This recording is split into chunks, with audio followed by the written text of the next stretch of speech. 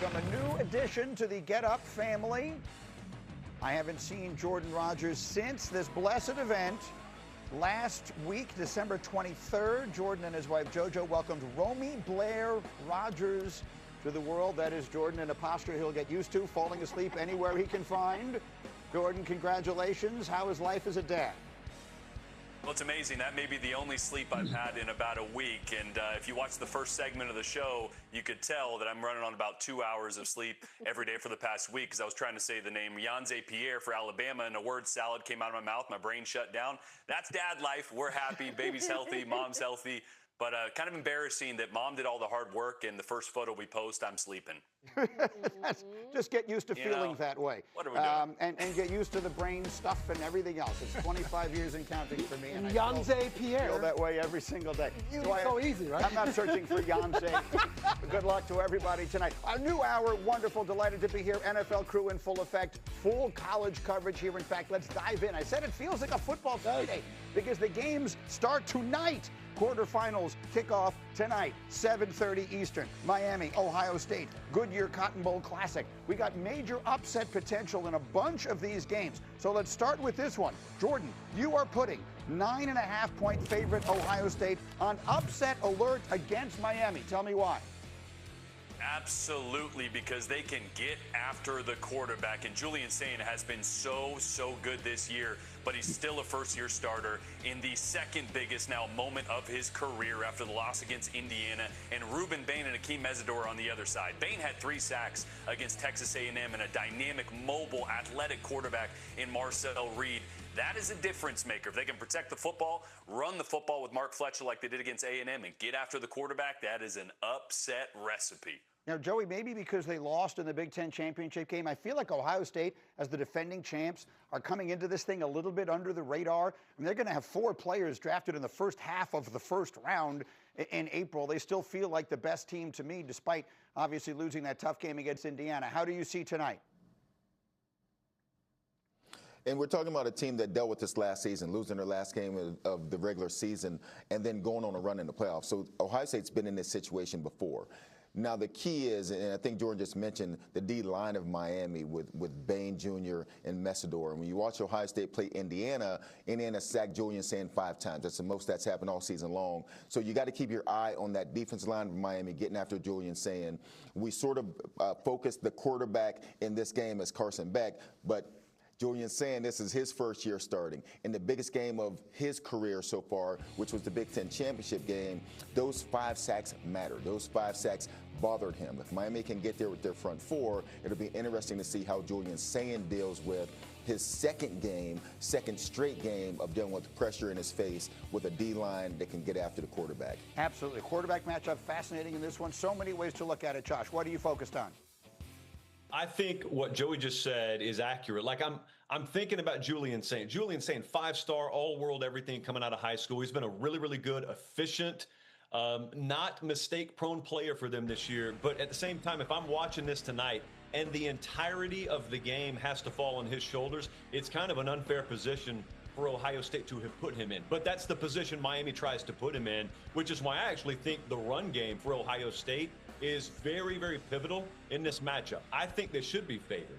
I lean Ohio State to win the game, but upset alert, absolutely, because if they don't, and it's a bunch of 3rd and 8+ that Julian Sayin's having to come through on situationally, you just set yourself up for more of what Indiana did to you, and that's throw the crowbar in the bicycle spokes, hold you under 2 touchdowns, and that's the kind of game Miami would relish playing. I would assume so, because Ohio State might have as good a wide receiver room as practically any NFL team. I understand they're still just college kids, but Carnell Tate is going to be a top 5 pick this year, and Jeremiah Smith could be the number 1 pick in the draft. It would be if he was eligible to come out this year. So we'll see how that plays out. Okay, let's jump to the next game. Josh, Indiana, Alabama. The Hoosiers are a touchdown favorite. Are you putting them on upset alert? Yeah, I think they're going to get beat, actually. I think Alabama's going to win the game, but that entire belief is predicated on the idea that something pretty abnormal is going to happen here. I believe you're going to see a better version of Alabama in this game, and just in general this time of year than you've seen all year. They've been in a little bit of a unique position in that they've been tightrope walking all year. Part of that is because they haven't been able to run the ball, and I don't necessarily expect that to change a lot here, they're probably in a better position to do it because of health. But I don't expect the ground game to turn around, Greeny. What I expect is the precision, the execution they had no shot of putting on the field against Georgia is here because team health is probably better than it's been since the second scrimmage they had of fall camp. And at their best, I don't think there's that big a gap between these teams. And so Alabama, I know we're talking about them like an afterthought here. I actually think they're going to be good enough to win the game, and I think they'll do it. The quarterback matchup is a fascinating one. You have the Heisman winner, Fernando Mendoza, on one side, maybe the first pick in the draft, and you have Ty Simpson, Jordan, who I think could play his way into the first round, first half of the first round. A lot at stake, I think, for both these quarterbacks in this game. No doubt. The Ty Simpson side, his best is better than anybody's. It's better than Fernando Mendoza's best. The problem is we haven't seen the consistency of that from Ty Simpson, and Fernando Mendoza's floor and consistency has been much better. But Ty is the most to gain in this game. If he goes out there and lights it up against Indiana, they keep him clean. He doesn't turn the football over. We see the anticipation, the layered throws, the accuracy downfield, as Josh was referencing. He can absolutely play himself back into QB1. This race for quarterback one in the NFL draft next year is still wide open. Ty Simpson has great tape out there. We just haven't seen a ton of it the last couple weeks. But again, so much pressure on keeping him upright for Alabama. They have to do that to have any chance in this game. How unusual is Alabama being a touchdown favorite, or excuse me, underdog? This is the biggest margin by which they are an underdog in any game since 2008. That was in the SEC championship game against Florida. I think that would have been the Tebow Florida teams. That's how long ago we are talking about here. And Joey, you were there in LA for the Rose Bowl, and you were telling us with the new audience joining us here at the top of the hour, the Indiana fans are there in full force, and easy to understand why. This is the biggest game that program has quite literally ever played. Yeah, every step of the way for Indiana is brand new. And think about it. Indiana is favored over Alabama in football. That is something we've never said before. And so they're really excited to be here. And I tell you, it sort of makes me laugh when I listen to Josh and Jordan and myself, honestly. We keep expecting something from this Alabama team that they haven't shown us recently. They just haven't shown us, especially in the last month, that they can be anything different than what we've seen. They win football games. They beat Texas A&M, but the way they play the game is not going to be good enough to beat this Indiana team. Now, it is supposed to rain here. I don't know who that favors. We keep saying Alabama needs to run the football. They can't do it. I don't know what happens. This is the first time it's supposed to rain out here for a Rose Bowl in forever. And so I don't know how that changes this game, but I do know that this Indiana crowd, this Indiana team, they're excited to be here. They're excited to have their opportunity to be in this game. The fans have been crazy already a couple days before the game. It feels like Alabama's used to being in this situation where Indiana's a team that's like, man, thank goodness we're here. Let's go have some fun. I'm glad he mentioned the Rose Bowl. The weather, I should say. We were talking about it this morning. I can't remember there ever being a lot of rain at the Rose Bowl. I'm sure someone will jump up with an example immediately. I've been watching it my whole life. I don't recall that ever being a weather game. We'll see if it comes down to that. Final one, Joey, are you putting Georgia, a 6.5-point favorite against Ole Miss, are you putting the Bulldogs on upset alert? Not the Georgia that we watched play in the SEC championship game. The Georgia we've watched play in the last month of the season has been really good, bit solid on defense. And when Georgia can get home with their front four, they're dangerous. This defense has played really well. And then you got Gunnar Stockton, who has just found a way to make plays in games. It's not the prettiest thing in the world. When you talk quarterbacks, he doesn't really get in that conversation with the Dante Moores, the Mendozas, the Ty Simpsons, but he is a playmaker and he finds ways to move the chains and make plays. He was amazing in that second half, going 12 of 12 against Ole Miss the first time around. I expect him to play well again. I think Georgia wins this football game. Josh, give me this game here. Obviously, the Lane Kiffin of it all sort of hovers to some degree over all of it. Maybe it doesn't make any difference at all once the ball is kicked off. What are your big picture thoughts on this SEC matchup?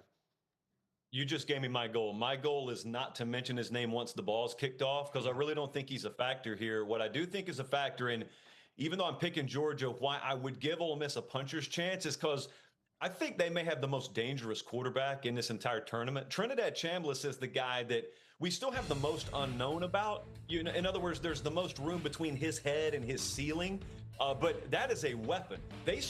Ole Miss scored touchdowns on their first 5 drives against Georgia in Athens, and that was his first SEC road start. It just so happens Gunnar Stockton also had his best game of the year against Ole Miss. The reason I can't go as far as to pick the upset is because, like Joey said, I can't envision Georgia not playing their best ball here. I've just been trained to expect that from Kirby Smart for so long. I think they have the staff advantage. They may not have the pound-for-pound quarterback advantage, but Gunnar Stockton's not losing this game. I don't think Georgia's losing this game. Jordan, final thoughts. Quarterbacks, and obviously a huge game for Ole Miss.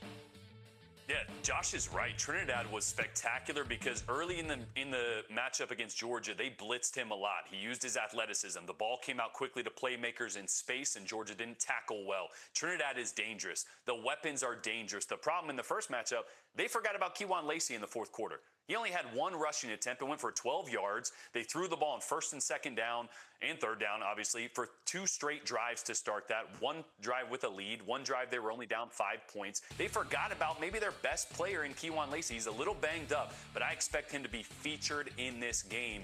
And this is dangerous for Georgia because Ole Miss knows they had that game.